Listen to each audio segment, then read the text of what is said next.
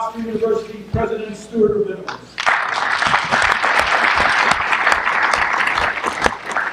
I want to thank Dr. Berliner, who was supposed to be retired, writing his, not retired, on sabbatical this year, writing the ultimate book on university finances. He did the call, which was a telephone call that he served as Dean of the School of Business, and he did a fabulous job, as I expected. This is a wonderful event. I'm so happy to be here. Happy anniversary of Zarb, 50 years.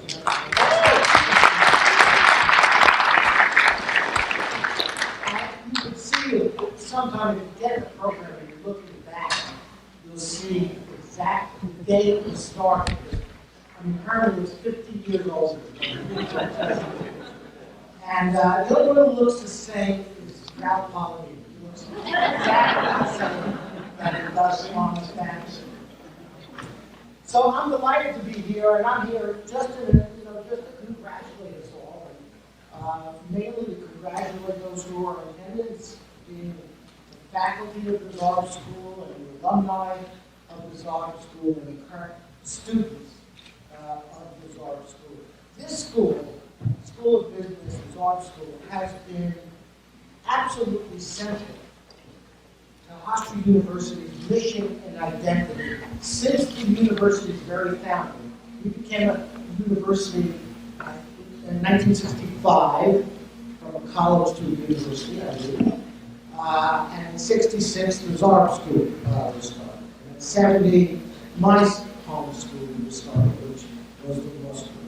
But over the years, as I said, the Zarb School has been absolutely critical to us. And it continues, and I want to, and really I'm here to emphasize that the future of the Zarb School is absolutely crucial to the future growth and success of the university as a whole. We are deeply grateful to the Zarb faculty who have contributed tremendously to the university's missions of educating students and engaging in relevant scholarship. They have done what they were supposed to do. The Zarb alumni are among our most generous donors, and as importantly, if not more so, our most eager volunteers to come back and talk to our current student body and share the lessons they have learned, not only at Zarb but afterwards. And they are successful, as you can tell from the members of this panel and others, in countless fields of business. And they have reputations for success, not just in the New York metro area, but around the world, around the country, and around the world. And I kept seeing Facebook pictures of Julio in Switzerland. And I look exactly the same as I did back in exactly. 1971, right? So what I want to say is the 50th anniversary of Zarb is meaningful, of course, to the business, but it is meaningful to the entire university. I want to offer special thanks to the members of the exceptional panel that we will have the privilege of listening to. Each one of them is an incredibly successful and busy graduate of our Zarb School of Business. And they are taking the time out of incredibly busy schedules to help us celebrate and to share their thoughts on what the next 50 years may bring. Each of them, and they will be introduced individually, so I won't do all of them. But each of them is a wonderful representative of this business school here. I'm incredibly proud of them. And they are, for our students who are here, stellar role models for each of you to emulate. And we're grateful, as I said before, that they can join us. Of course, we are also, talking about alumni, fortunate to have a school of business named after one of our very most successful alumni, and that is Frank Zarb. Frank was unable to attend this evening, but he's a long, and I'm saying this mainly to the students in the audience because everybody else, the faculty, and the alumni know Frank.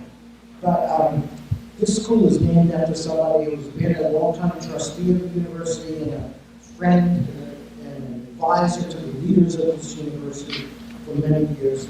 More importantly, even more importantly than being an advisor to the President of Hofstra, he has been an advisor to 5 United States presidential administrations. Presidents Nixon, Ford, Reagan, Bush, and Clinton have all called upon Frank Zarb for his wise counsel. He has also been called upon by the governor of New York for several leadership and task force assignments in the state and city. And he has an incredible record of business leadership and business success, and we are grateful that his name graces our wonderful school of business. So, and it is a wonderful school of business, and so what does it take for a school of business to be wonderful? Well, obviously, it has to wonderfully teach our students courses like finance and accounting and international business and so on. It must do that, but our business school also does more than just teach them the principles of these courses. It takes a step back and it teaches our students about the world in which businesses and they will operate. It helps prepare our students for a global, complex situation and a lifetime of opportunity. And it helps find them jobs, but it does even more than that. It gives them something usually more lasting than their first job. And that is, it gives them the tools of a lifetime worth of learning so that they can adapt and succeed in the changing economy and the world. And that's what the business school always has done, and that's what it will continue to be. It will continue to be a premier teaching institution in the United States for people who want to go into the world of business. But in addition to that, the school has done more, and more. Beginning with our Business Development Center 8 years ago, I think it was about 20 years ago that it started, the Zarb School has worked with and embraced the New York metropolitan business community. For example, today the Zarb School works with Capital One. Just some examples on such programs as Money in Me, which is a financial literacy program, as well as the Capital One Entrepreneurship Challenge. It works with Flushing Bank, which I think closed my first mortgage, actually, back in the day. So we hold, with Flushing Bank, a collaborative mentoring program, Ladder to Leadership, nurturing the next generation of women business leaders, which brings together members of the Zarb's Graduate Women Business Student Organization with young women in the Uniondale High School. Our sponsorship of Commerce Plaza ensures that thousands of fifth graders get an introduction to financial literacy and a business curriculum appropriate to their level of understanding through a field trip to that Commerce Plaza. Our students, through their organizations, I'm so proud of them, engage in many acts of community engagement such as VITA. It sounds like a drink, but it's not. Vitamin water, right? CFO for VITA. Sorry? This is VITA, Voluntary Income Tax Assistance Program, in which students help local residents with their tax preparation. It is one of the largest university-run income tax assistance program in the country, and we have to get more people to understand it because it's a great service and it's great for our students. And our faculty MBA consulting group has for decades served the needs of startup entrepreneurs and also helped not-for-profits by consulting on their needs. And the Zarb School wants to make a difference in the community. The university wants to make a difference in the community, and it does. I promise that we will continue to innovate, and we'll continue to look forward, and there are some very exciting things that have just recently happened or on the horizon. So the Zarb School is a very important partner in a new center we have created at the university called the Center for Entrepreneurship. It is an interdisciplinary center, and it's designed to encourage startup businesses and foster innovation among all of our students. And the Zarb School has played the leadership role in launching the center and encouraging innovation. We are also, did we announce this yet? We're also beginning a new student-managed investment fund this year to provide students with the opportunity to trade in the markets and understand the real-life implications of their investments, so that students can be like me and every day look at the Dow and think about how much money the endowment has lost or the investment fund has, or gained, one or the other. So this will teach our students exactly how that feels. And we've just begun a fabulous new program through the efforts of Dr. Berliner with, and if I mispronounce it, I apologize, the Don Bai University of Finance and Economics, in which our undergraduate students have the opportunity to get a dual degree, a BBA from Hofstra University and a bachelor's degree from Dunbai, which, by the way, is in China. And after a course of study and an internship in China, they can get both degrees. There are few, if any, partnerships like this any place in the world.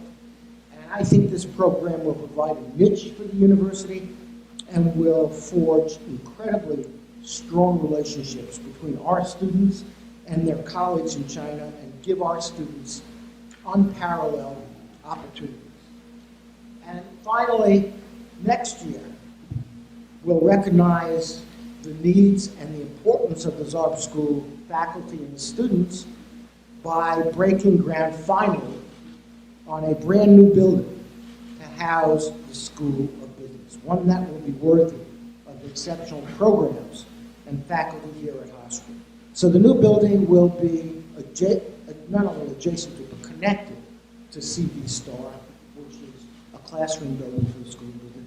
CB Star will be refreshed so that it looks compatible with the new building.